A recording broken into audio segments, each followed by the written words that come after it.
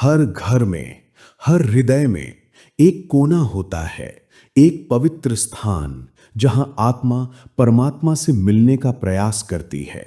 हम उसे पूजा घर कहते हैं। ये सिर्फ संगमरमर, लकड़ी या पीतल का एक ढांचा नहीं है। ये हमारी आस्था का अंकर है, हमारी चेतना का केंद्र है। ये वो स्थान है जहां हम अपने दिन भर की भाग दौड़, अपने मन के कोलाहल और अपनी सांसारिक चिंताओं को बाहर छोड़कर अपने सच्चे स्व के साथ, उस अनंत सत्ता के साथ जुड़ने आते हैं। हम दीपक जलाते हैं, हम घंटी बजाते हैं, हम प्रार्थना में हाथ जोड़ते हैं। लेकिन क्या आपने कभी गहराई से महसूस किया है कि आपकी प्रार्थनाओं में वो तीव्रता नहीं रही? क्या कभी ऐसा लगा कि आप एक बंद द्वार पर दस्तक दे रहे हैं? आप सोचते हैं, मैं पूजा भी करता हूं, मैं मेहनत भी करता हूं, फिर भी मेरे जीवन में शांति क्यों नहीं है? मेरी तरक्की क्यों रुकी हुई है? मैं ईश्वर के इतने निकट बैठने का प्रयास करता हूं, फिर भी वो दिव्यता मुझसे इतनी दूर क्यों लगती है? यह सिर्फ आपकी कहानी नहीं है, यह आज लाखों आत्माओं की व्यथा है जो पूरी ईमानदारी से उस दिव्य चेतना को खोज रही हैं, लेकिन उन्हें केवल निराशा हाथ लगती है। और इसका कारण अक्सर हमारे ही पूजा घर में छिपा होता है। हमारे महान ऋषियों ने, जिन्होंने चेतना के इस विज्ञान को गहराई से समझा, हमें वास्तुशास्त्र का ज्ञान दिया। ये कोई अंधविश्वास नहीं है, बल्कि ऊर्जा के प्रवाह का एक गहन विज्ञान है। परमहंस योगानंद जी हमें सिखाते हैं कि पूरा ब्रह्मांड ऊर्जा और कंपन यानी वाइब्रेशन से बना है। आपका पूजा घर आपके घर का पावर हाउस है। ये एक आध्यात्मिक बैटरी है। लेकिन क्या हो अगर उस बैटरी में ही कोई दोष आ गया हो? क्या हो अगर आप अनजाने में अपने पूजा घर में ऐसी ऊर्जाओं को स्थान दे रहे हों जो सकारात्मक की जगह नकारात्मक असर डाल रही हों? ये सुनने में कठोर लग सकता है, लेकिन ये एक आध्यात्मिक सत्य है। अनजाने में की गई छोटी छोटी गलतियां हमारी पूजा का पूरा फल मिलने में सबसे बड़ी रुकावट बन जाती हैं। आज सोल शक्ति के इस विशेष सत्र में हम उस पर्दे को हटाएंगे। हम जानेंगे कि हमारे पूजा घर में वो कौन सी 60 चीजें हैं जो हमारी आध्यात्मिक ऊर्जा को अवरुद्ध कर रही हैं, और वो कौन सी 5 दिव्य वस्तुएं हैं जिन्हें स्थापित करते ही आपका पूजा घर एक पूजा घर से आत्मा के जागृत मंदिर में रूपांतरित हो सकता है। हम उन सभी महत्वपूर्ण प्रश्नों का उत्तर भी देंगे। दीपक कब जलाएं, शंख का दिव्य मंत्र क्या है, और मूर्तियों का वो रहस्य जो आपकी एकाग्रता को बना भी सकता है और बिगाड़ भी। ये सिर्फ जानकारी नहीं है, ये आपकी साधना को, आपकी आत्मा की यात्रा को अगले स्तर पर ले जाने का एक निमंत्रण है।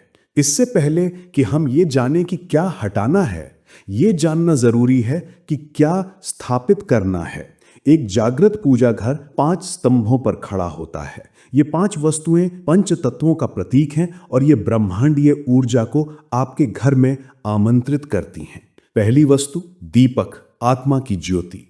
पूजा घर में एक मिट्टी का या धातु का दीपक अनिवार्य है।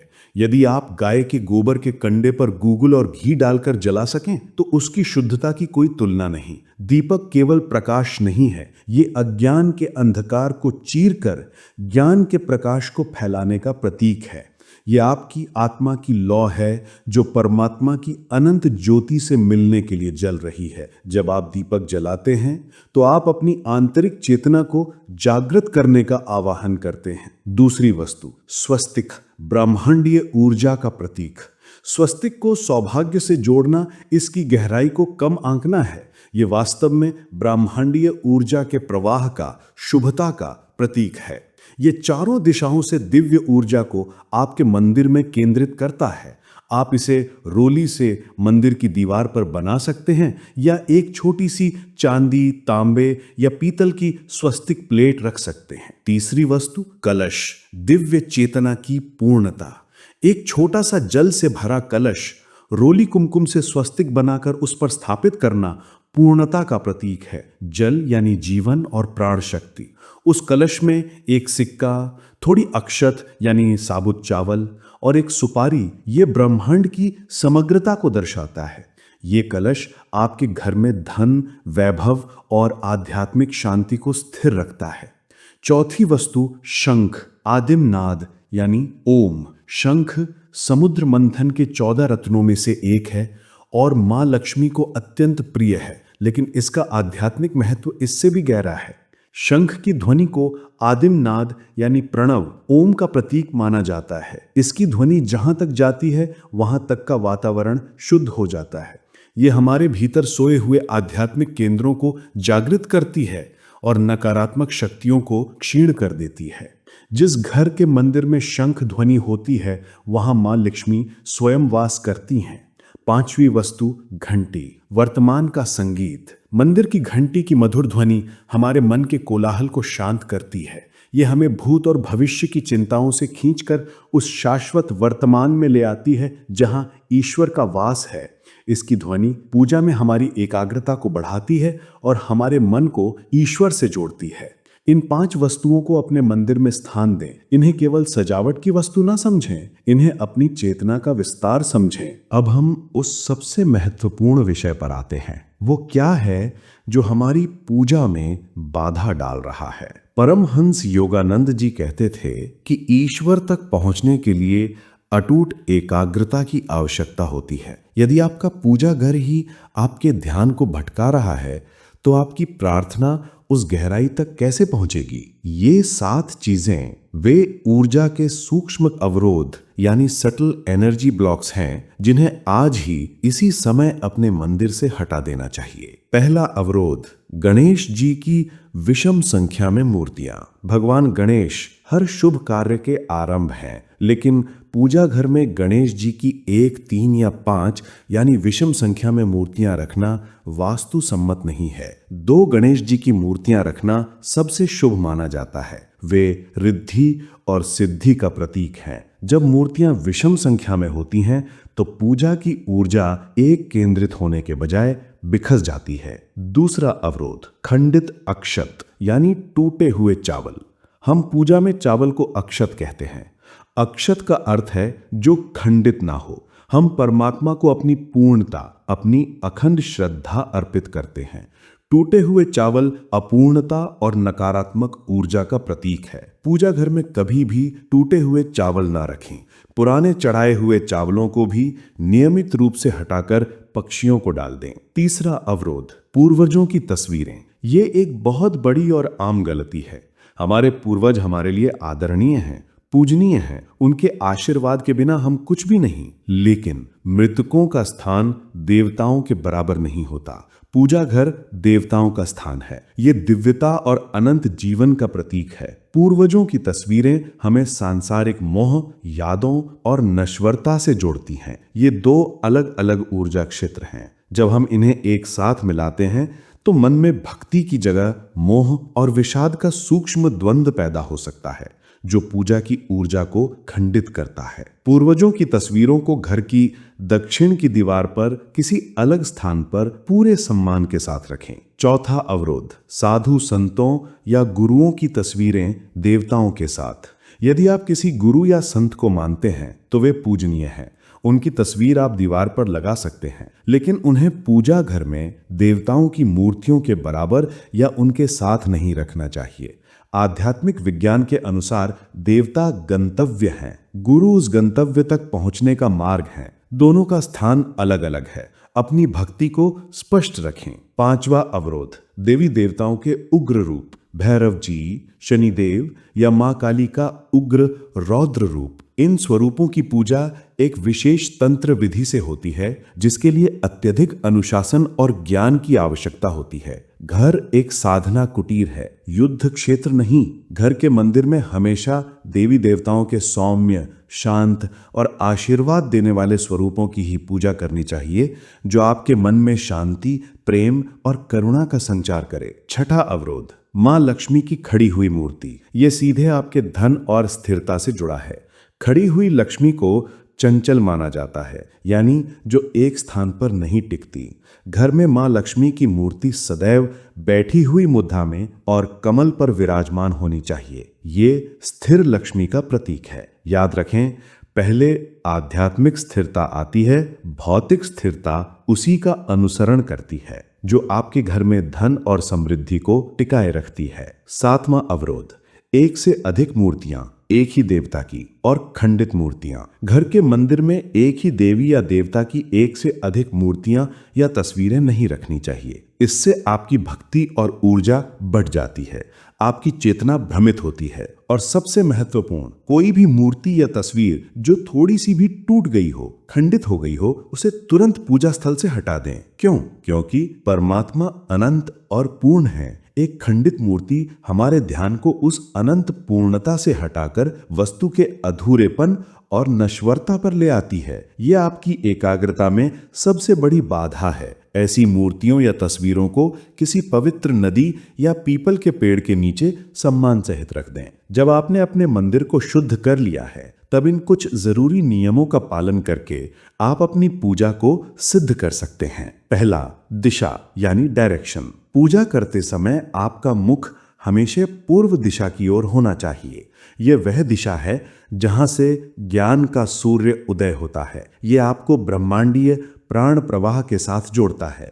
यदि पूर्व में संभव ना हो तो पश्चिम दिशा का भी चुनाव कर सकते हैं। दूसरा, स्थान यानी लोकेशन। घर की सीढ़ियों के नीचे कभी भी पूजा घर न बनाएं। ये स्थान भारी और नकारात्मक ऊर्जा का केंद्र माना जाता है, जो राहु का वास भी कहा जाता है। यह आपके ध्यान और घर की तरक्की दोनों में बाधा डालता है। पूजा घर हमेशा घर के शांत और एकांत कोने, विशेषकर ईशान कोण यानी नॉर्थ ईस्ट में बनाने का प्रयास करें, जो दिव्य चेतना का द्वार माना जाता है। तीसरा, आसन यानी द सीट। भगवान का आसन यानी मूर्ति या तस्वीर हमेशा आपके बैठने के स्थान से ऊंचा होना चाहिए। ये आपके समर्पण का प्रतीक है। और जब आप पूजा करें तो स्वयं भी नंगी जमीन पर न बैठें। हमेशा एक चटाई, कालीन या ऊनी आसन का प्रयोग करें। ऐसा माना जाता है कि बिना आसन के आपकी साधना से उत्पन्न ऊर्जा जमीन में समा जाती है और आपको उसका फल नहीं मिलता। चौथा, वस्त्र यानी क्लोथ्स। सनातन परंपरा में पूजा करते समय काले वस्त्रों को वर्जित माना गया है। काला रंग ऊर्जा को अवशोषित करता है और मन में भारीपन या नकारात्मकता ला सकता है।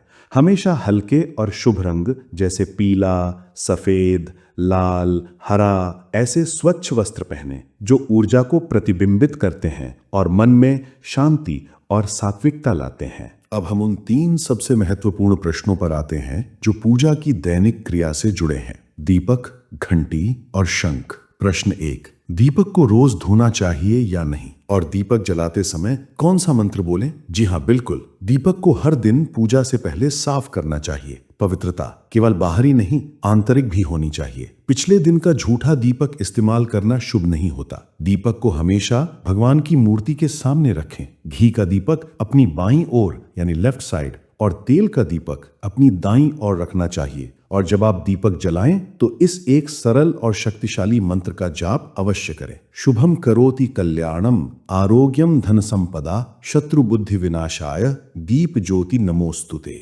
अर्थात, हे दीप ज्योति, आप शुभ और कल्याण करने वाली हैं। आप आरोग्य और धन संपदा देने वाली हैं। आप शत्रु की बुरी बुद्धि का विनाश करने वाली हैं। आपको मेरा नमस्कार है। प्रश्न 2, घंटी कब बजानी चाहिए, सुबह या शाम? घंटी मुख्य रूप से आरती करते समय बजानी चाहिए। आप इसे सुबह और शाम दोनों समय की आरती में बजा सकते हैं। ये ईश्वर के प्रति हमारी उपस्थिति की घोषणा है। लेकिन ध्यान रखें, जब आप भगवान को स्नान करा रहे हो या उन्हें भोग या नैवेद्य लगा रहे हो, उस समय घंटी नहीं बजानी चाहिए। घंटी का प्रयोग विशेष रूप से आरती के समय ही किया जाता है। प्रश्न 3, शंख कितनी बार और कब बजाना चाहिए और इसका मंत्र क्या है? शंख को आमतौर पर 3 बार बजाना शुभ माना जाता है। यह हमारे अस्तित्व के तीनों तलों, शारीरिक, मानसिक और आत्मिक को शुद्ध करता है। इसे आप पूजा की शुरुआत में और आरती के बाद बजा सकते हैं। सुबह और शाम दोनों समय इसे बजाया जा सकता है। शंख बजाने से पहले आप इस मंत्र से शंख का आवाहन कर सकते हैं। त्वम पुरा सागरोत्पन्नो विष्णुना विधृतः करे देवैश्च पूजितः सर्वै पांचजन्य नमोस्तुते। तो ये हैं वो छोटे छोटे नियम, वो गुप्त रहस्य जिनका ध्यान रखना आपके जीवन को बदल सकता है। आपका पूजा घर आपके बाहर की दुनिया का नहीं, आपके भीतर की दुनिया का दर्पण है। जैसे ही आप अपने पूजा घर से इन 7 अवरोधों को हटाते हैं और उन 5 दिव्य स्तंभों को स्थापित करते हैं, आप केवल वास्तु नहीं बदल रहे होते, आप अपनी चेतना को बदल रहे होते हैं। आपकी पूजा जो पहले एक यांत्रिक क्रिया थी, अब एक जीवंत अनुभव बन जाएगी। आपकी प्रार्थनाओं में वो गहराई होगी, वो तीव्रता होगी कि वो ब्रह्मांड के हर अणु से टकराएगी। और तब आपको अपनी तरक्की, अपने धन या अपनी शांति के लिए ईश्वर से मांगना नहीं पड़ेगा। जब आपका पूजा घर एक जागृत मंदिर बन जाता है, तब माँ लक्ष्मी की कृपा, भगवान का आशीर्वाद और जीवन की हर समृद्धि स्वयं आपके द्वार पर दस्तक देती है। महान गुरु परमहंस योगानंद जी ने कहा है, ईश्वर के साथ एक क्षण का सच्चा संपर्क आपके जीवन की सबसे बड़ी उपलब्धि है। आज ही अपने पूजा घर को, अपनी आत्मा के उस मंदिर को इस दिव्य संपर्क के लिए तैयार करें। आपकी आत्मा का मंदिर जागृत हो, आपका जीवन मंगलमय हो। आप सुन रहे थे सोल शक्ति। ईश्वर आपका कल्याण करें। प्रणाम।